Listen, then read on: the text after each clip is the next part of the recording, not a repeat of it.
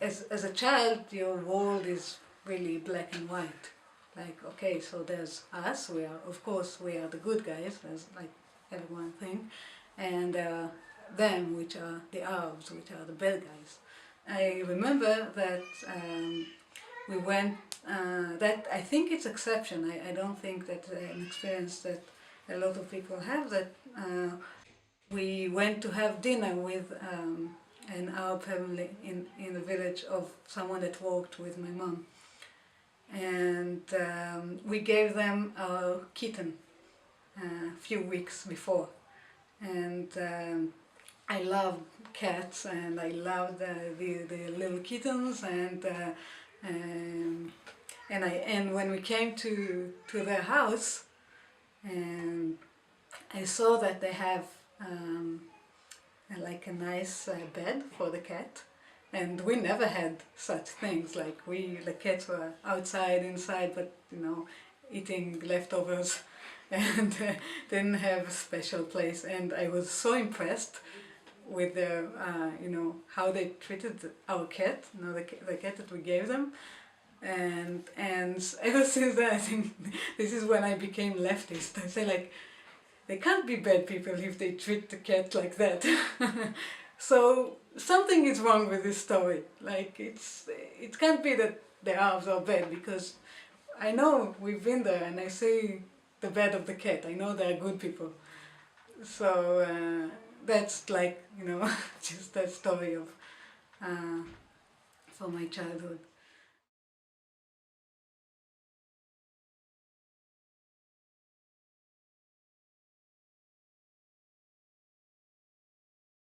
The first thing I remember about the occupation is when I was 5. It was the Intifada. Um, I woke up and I was in the bathroom. Like, all of my family was in the bathroom. Um, that was like, I don't know what's going on. And I remember at that time that we had like instructions on like a specific room, small room that had like one window, and we had to have these masks. Because in case of any explosions or whatever, like, you'll be safe. So that was the first thing I remember about the conflict, like waking up in the bathroom with my family. I once went on the train with my 5 years old brother then, and then he told me, like, the whole ride was he was talking about how he's scared of being bombed, and he said, I know if a terrorist will come on the train, I would know, because he will have big coat, so he can hide a bomb, and then we will go there and we will do that. And he was like, he was all the ride he was planning what he's gonna do when the terrorists will come on the train. And then I remember I felt so sad. Like, he's 5, he should enjoy the ride, he shouldn't think of like what he's gonna do when the terrorists will come. When we were young, we were like playing. When we had the chance to go outside and play, me and my cousins and the neighbor kids, and there was sand, and we were playing. And I was 10, and there was like, all of a sudden the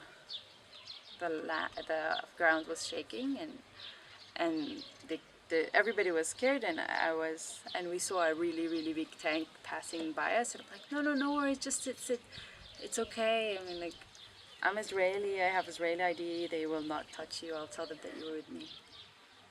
And it's something that I will never forget that I said, because how did I think of that when I was young? How did I feel different just because of that? And that explains a lot of the division we had among our society and Palestinian community and people. What happened make my family have 2 homes, one in Jerusalem, one in West Bank. So sometimes in holidays or vacations we cannot stay together. My mother and sister are still in Jerusalem, and I will stay with my father. Okay, I cannot have permissions every day to visit my family, and I think that all what I told, what I say, it's the problem with wall. Wall, it's separated and divided between a lot of family. As my mother lives in Jerusalem. I live in Jericho or in Jerusalem, and they just live across the wall. I cannot go to see her. I need every time I go there to see her a permit from the Israelis in order to cross through the crossing gate to see her. Sometimes they give me, sometimes they deny it. That affects me personally. Affects my mother more than I. In fact, on the personal level, because she expects me to be there as usual. She's an old lady, and she expects that I be with her. And if I call her and say, "Sorry, Mama, I cannot come because Israelis are not issuing the permit," then that affects her physically pretty well. Everyone in Israel was sometime in his life almost next to a terrorist attack, or has a family member that was injured. Like it's like it's a shared experience for Israel. Yeah. Few months later, we were also patrolling all the kibbutzim around the border, and there was quite a big attack on civilian school bus of children. There was a direct missile that is usually used for tanks, a very specific one that you can control with a laser. They shot on the bus, and luckily all the children got out of the bus like 5 minutes before, so only 5 children got hurted. I think one of them maybe died, I'm not too sure. And the feeling that I got through being there, it was actually very scary. And after the attack on the bus, we were sure that we were going into Gaza, and would have been a big disaster. Now you get SMS to the cell phone when there's an alarm, and my phone is registered in my kibbutz in the north. And during the second Lebanon war, I was doing my first degree, and it was the time of the exams.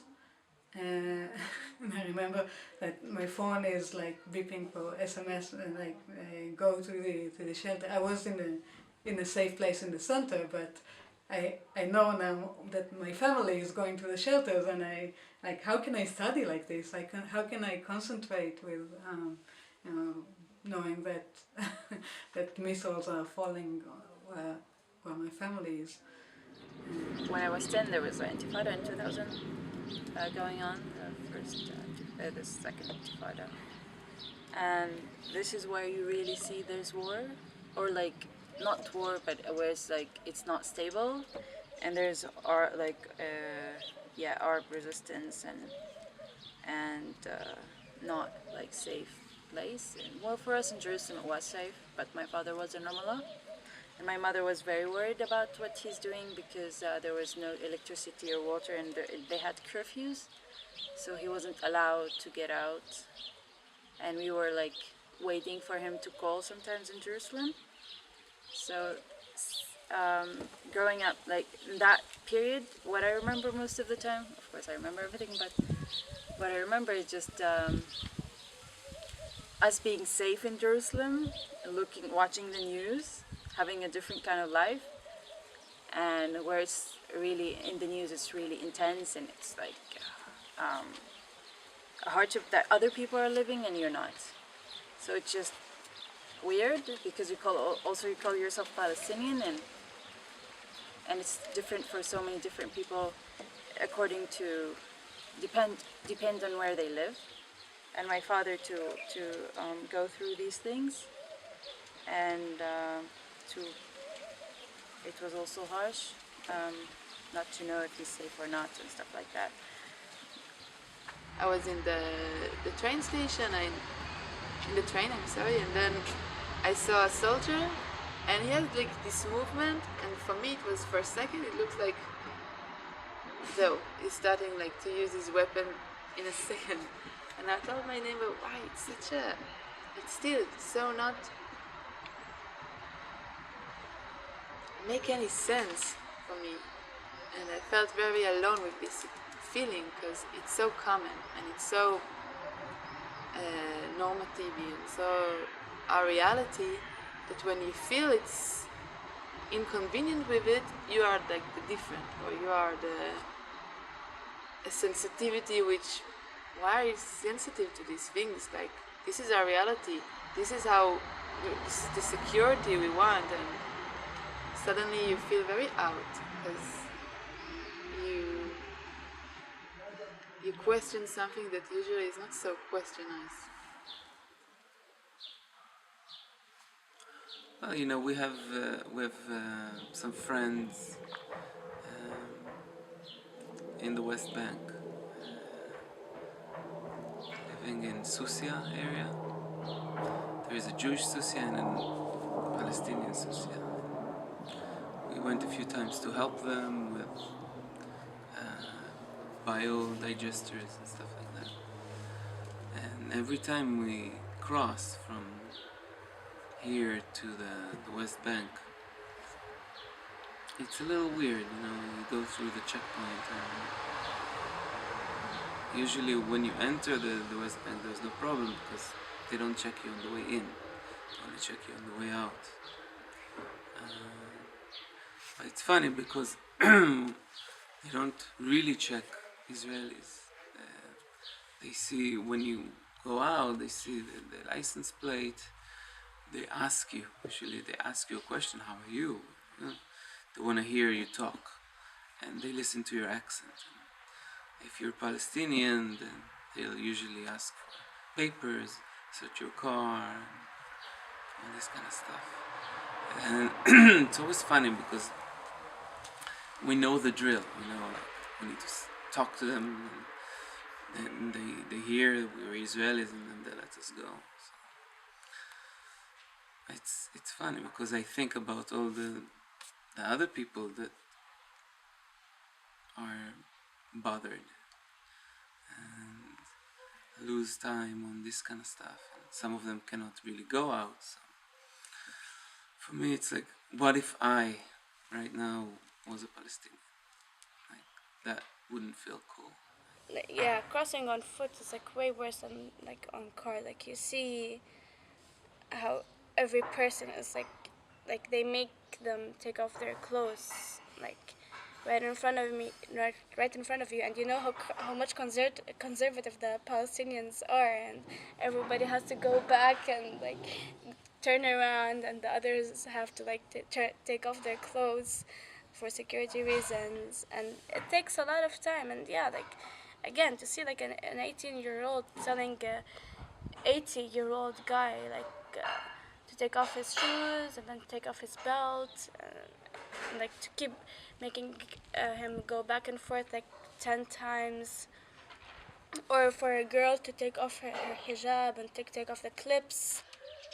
I did a comment one time that they said, okay, hey, like, let's finish. I'm like, yeah, it's not like we want to be here with you.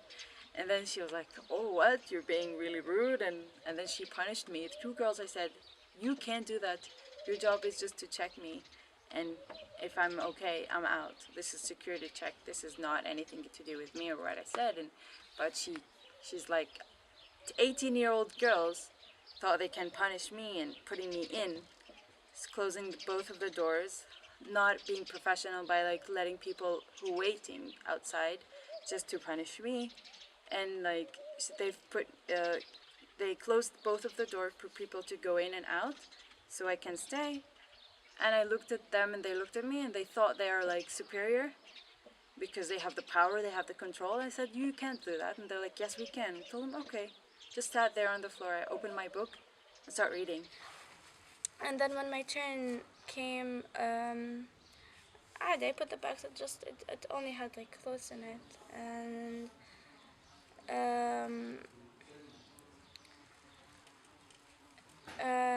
yeah, like, and the soldiers started talking to me in like this a very scary tone. Like, you know, they're the ones with power, with guns. They can do whatever they want. Like, who are you to even talk to them? You know, like, you'll have all this anger, and you know that you have the right to pass, and you have the Jerusalem ID, and there's nothing that he can do to you. You know, you're safe, and then like you'll be like, what's wrong with you? Like, they're only clothes. I'm not sure I can't carry clothes with me to Jerusalem. I mean, I go to school there. There are clothes for, like, I have a theater, a show. I need clothes for it. What's wrong with that? No, I don't believe you. You can't take clothes. Just go back. As simple as that. Just like, don't argue with me. Go back. So they make you feel very vulnerable and like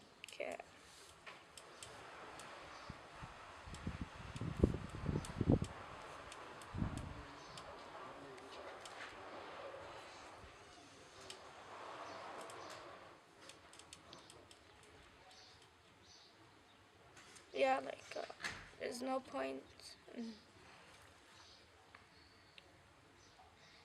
And even if you know that you have the right with whatever that you're doing, yeah, there's just no point to fight. Just like take it the easy way and just go back.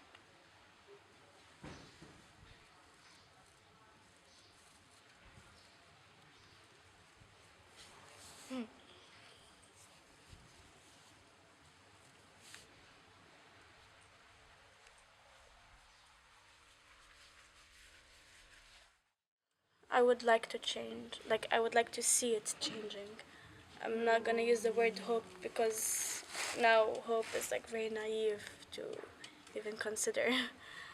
When I was a kid, my parents told me that when I will grow up, I won't need to go to the army because hopefully we will have peace. Now that passed away 20 years ago. I went to the army, and now I'm thinking about my kids. I don't want them to go to the army. I don't think they need to do that. I'm gonna try to do everything I can so they will be able to do other stuff.